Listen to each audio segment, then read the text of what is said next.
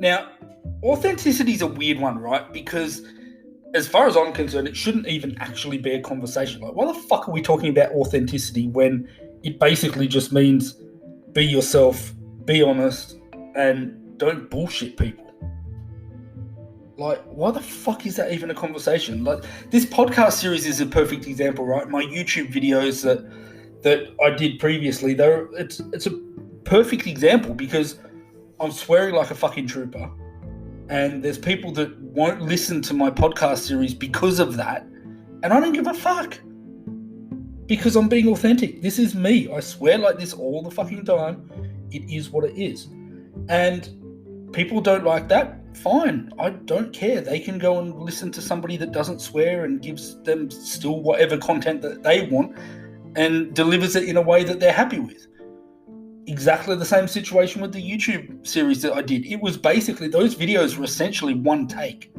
There wasn't, and go and watch them. They're just so, and I did that on purpose. I wanted them to be authentic. I didn't want them to be all edited and have, these intros and outros and this and that and blah, blah, blah, blah. Like, fuck that. I just wanted it to be authentic so that people got the understanding of, shit, okay, this guy's actually giving the information. He's not worried about it being all pretty.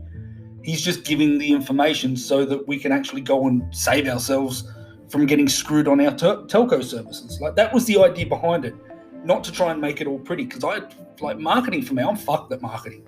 I have no clue when it comes to marketing and, graphic design. And I use Canva a bit and I try and play about with that, and I've done bits and pieces with that. The thumbnail for this podcast series I did myself on Canva, so that's about the limit of my Canva or my marketing or graphic design ability. So, but I don't give a shit. Like, you're not listening to this because it had a kick-ass thumbnail. You're listening to this because this series has given you authentically what you need. And I see it all the time. There's so many. Look, in telco land where I live, and even in speaking to other businesses, I know telco is definitely not the only industry that this happens in, but the amount of people that are completely full of fucking shit just to get a deal, just to get a new client on board is absolutely ridiculous. And they all get found out eventually, but by that time, the client's stuck most of the time. And what else can they do? So, it is the reason for the video series that I did. It's the reason for a lot of the content that I put on my Facebook and LinkedIn pages, the business pages, and it's literally just be yourself. There's no trick to it. Don't be full of shit. Be yourself. And if you yourself are a person that is full of shit, you need to, you could be authentic and still be full of shit. I get it. Being full of shit is authentically you, but I don't believe that's the right way to go about things. Stop being full of shit in the first place. Don't be a person that is full of shit and then be authentically that person. I used to be the most full of shit salesperson I knew and had ever known for years. There was a company I worked for many, many years ago, and for obvious reasons I won't name which company this is. It was a long time ago. We used to have competitions. There was 3 or 4 of us in there. I mean, there was loads of sales reps there. There was 20 or 30 sales reps, but there was 3 or 4 of us that were the top 3 or 4 salespeople every month. We used to kill it, and we made good money with, good commissions and all of that, and it was great. This is how fucked up we were. We used to have competitions to see who could do the dodgiest sale in a given day or week or month. That's how fucked we were. So, and that's the level of bullshit that I lost relationships in my life. There was a relationship that I was in with a girl for 7 years. 7 years of my life. And a big part of the reason that relationship ended and we had so many issues throughout the entire relationship was because I was completely full of shit. I couldn't stop lying. And what's come out of that, the good thing that came out of that, the other end, is the fact that when that relationship ended and I moved away, I moved back to Sydney after that relationship, and I basically got myself into a position and started working for a company in Sydney that pretty much just knocked that right out of me. I looked at where my life was. I was a 30-year-old. I'd lived in 2 or 3 different states that I moved after leaving Sydney originally, and all of a sudden I'm 30 years old living back at home with my parents going, what the fuck's happened to my life? How did I get here? And a big part of the reason that I ended up back there was because I was completely full of shit. And I'm like, well, okay, I don't want to live like this anymore. I want to be, and now I'm like honest to a fault. I refuse to bullshit. Like, I'll call people out on the stupidest little lies that they tell. Like, my daughter just will not lie because she knows what daddy thinks of it when she lies. Like, she just, and all kids do, right? Like, I get that, but I'm not blind to it. But she knows that the biggest thing with me is lying. Like, do not fucking lie. I don't care whatever it is. It could be the worst thing in the world. Don't lie to me. Daddy will fix it, whatever it is, but just don't lie to me. So I kind of went the complete opposite of what I used to be. And that's why maybe it's given me this perspective of, I know what people are doing out there because I used to be that. I used to be the worst at that. And I still see it today. So many people are in that where they have to lie to a client. Like, there was just some of the stuff I've seen out there in the last few years, in particular, the last probably 4 years, I would say. Some of the bullshit that I've seen has been absolutely ridiculous. And I still come across it now. Not so much now as what I did in the last couple of years. Thankfully, it's starting to peter out a little bit, which is good. But the amount of people that I had come to me, clients that I now have or people that I now have as clients, that came to me because they got absolutely screwed by a salesperson and needed me to fix it. And because I knew from the inside how to get things fixed, I was able to do that for them. But it was because I went back to the network or whoever it was that they'd been screwed by and basically said, look, this is the reality of the situation. This is the honest facts. This is what should have been done. This is what was done. And, this and that, back and forth for a few weeks, and we end up getting a result. And it's... Remember that movie Liar Liar, the Jim Carrey movie? And he's completely full of shit, but that's authentically him.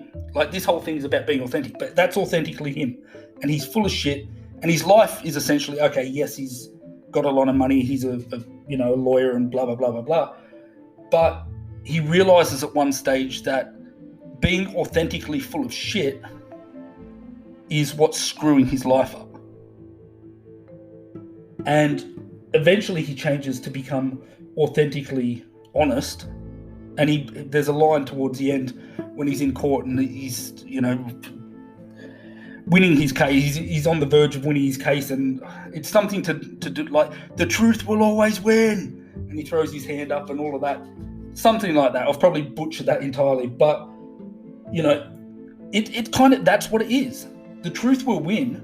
So if you be authentically honest, okay, let's pull it back to salespeople. So, and this goes back to some of the previous podcasts, and you'll hear it again in some other ones coming up. So part of this you may have heard before, but it's long-term versus short-term mentality. If your mentality as a business is that you just want to sign as many clients as possible and you have no intention of looking after them, if they sign, and again, I'm basing this on telco, but you can use it for your own industry. I'm sure it can relate to your own industry as well. But if you go in to see a client to look at their mobile account, they have 20 mobiles, whatever it is, you go in there and you've got zero intention of ever looking after them if they have an issue, right? You're a BDM, sales rep, account manager with a sales target, like one of those bullshit account managers that still has a sales target, right? You're one of those people. And your focus is new business every month. You get a deal, you move on to the next deal, and you handball them to the provisioning team and the customer service team. If that's what you do, fucking own it. Like, tell them from the start, if you have an issue, this is who you need to call. If it's an issue with the provisioning of your services, if we're trying to port your numbers across and there's an issue, this is the person you need to call, the provisioning team. Away you go.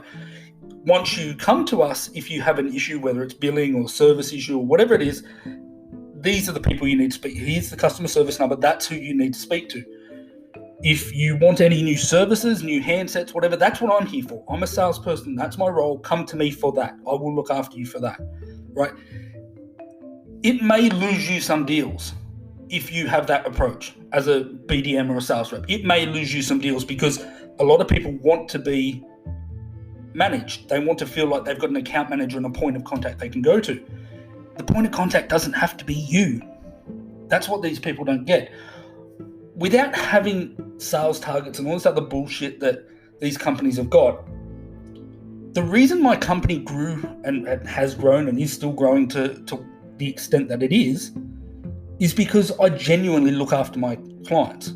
Now, my business could be 10 times the size of what it is right now if I just focused on new services and said, fuck the clients. Once I get them on, they can deal with customer care and I'll just toddle off and chase the next one, right? It would be 10 times the size of what it is. But I don't want that because I'm looking long term.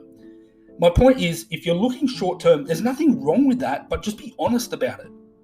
Yes, you'll lose a couple of deals, but the clients that you do work with are going to be the clients that you actually want to work with and that want to work with you. And you know, if you get a call from them, that they're going to buy something from you because you've set it up from the start that this is what you're here for. So they're not going to call you for these little bullshit issues about billing and all this stuff that I get to deal with every day. They're not going to call you on that because that's what you've preempted from the start of the relationship. I'm here if you need new services. If you've got a billing issue, I don't want to know about it. Go and call customer service. Now, obviously, you're not going to word it that way, but, go and call customer service. They're the ones that are going to look after you for that. They've got access to the systems, that blah, blah, blah, blah, blah, right? It's just about being authentic. If you're going to look after them and that's what you're genuinely going to do, and somebody calls you and says, look, okay, think about it this way. If you have a client who calls you and says, my bill is normally $500, this month it's $550, what the fuck is going on? If you, as a human being, are happy to take that on and find out for the client, and look, it may be something like a pro rata charge, something so easy that you can explain, or it might be something in depth that you've got to take an hour out of your life to go and fix, right?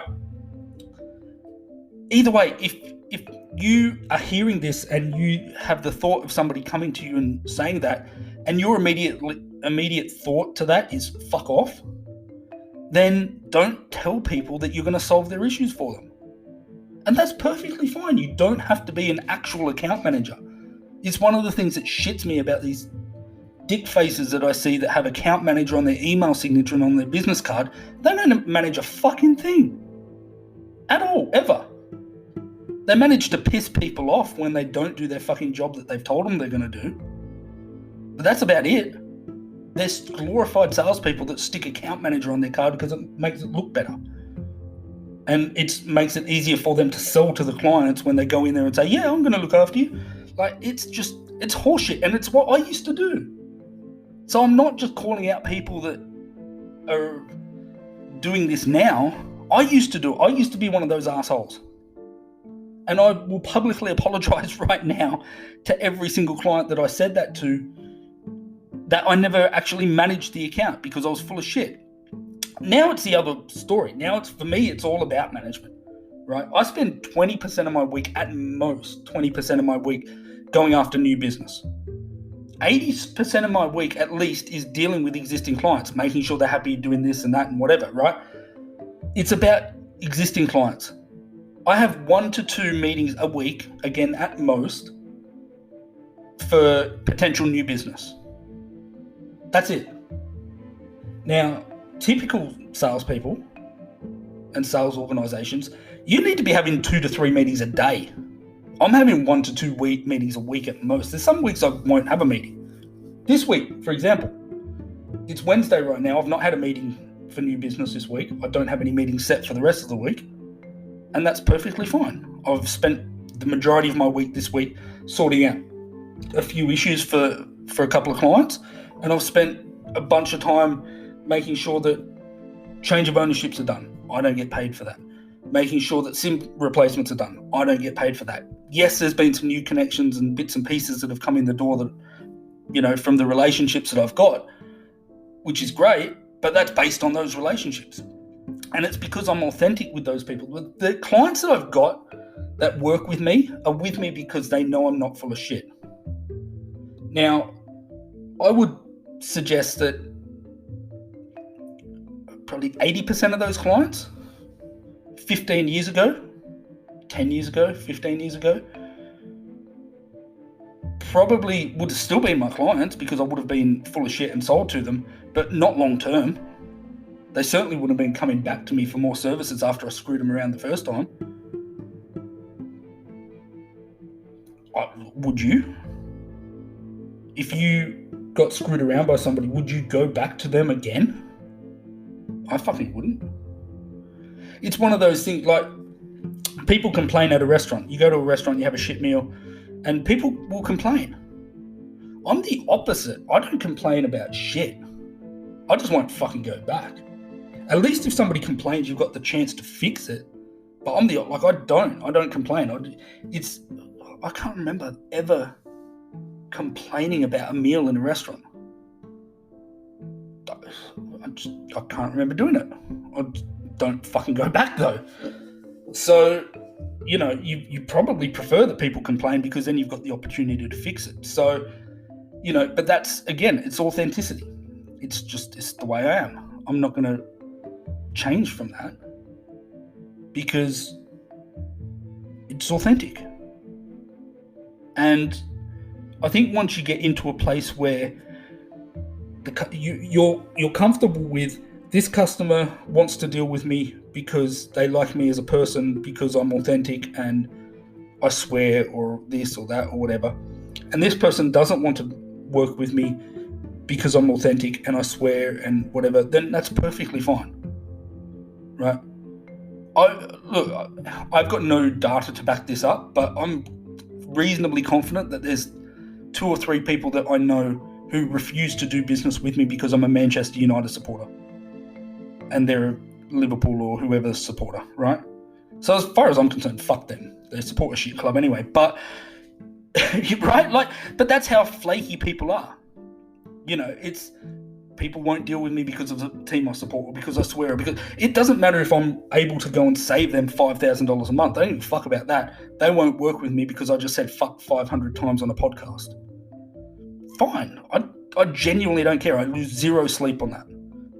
So you need to be comfortable in that. But whatever you do, just be authentic. Be you. And like I said, if being authentically you means you're full of shit, probably want to address that before you start being authentically you, just because you'd rather not be full of shit. Look, being full of shit can make you a lot of sales.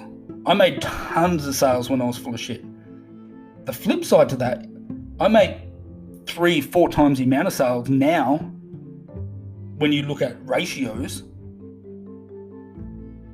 because I'm authentic and honest and not full of shit, and people know that about me above all else. Whether it's good news, bad news, or otherwise, they know they will get the truth. So that's my suggestion. If you're going to get one thing from this podcast series, be authentic. People want to deal with people that are real. They don't want to deal with people that are full of shit. Okay? And especially these days, a lot of people are more sensitive to it. They can pick up on if you're full of shit. And it's just not worth it. Especially in a place like Perth. Like, you get away with it a lot more in Sydney than what you do in Perth. But since I moved to Perth, I've noticed everybody here knows everybody, and it doesn't take long to weed out the dickheads in Perth. It's like, you can hide a lot better in Sydney or Melbourne or whatever when you're full of shit, but in Perth it's, you get exposed very quickly, which is the way it fucking should be as far as I'm concerned. Anyway, look, as always, comments, questions, anything, feedback, whatever you've got for me, I want to hear it. I want people's takes on this. Are you full of shit? Are you looking to get out of it? If you are, hit me up. I'll tell you what I did I've already gone through it a little bit, but I'll tell you what I did to help get myself out of being full of shit. I want to help people, right? This is the thing. This is the whole, why the fuck am I taking my time doing this podcast series? It's because I want to help people, right? I've done all this stuff for myself. I'm trying to help people get to where I am, and fucking beyond me, like, blow me out of the water. I want you to kick my fucking ass. But if I can help you get there, if you've got questions or you're struggling with something, fucking come to me. And if I can help you, great. If I can't, I know that many people now through the networking and everything I do that there's a good chance I'll be able to point you in the right direction. So come to me, questions, advice, issues, this and that, whatever, comments, anything, feedback. I want to hear it. Enjoy your day. Talk to you again soon. Cheers.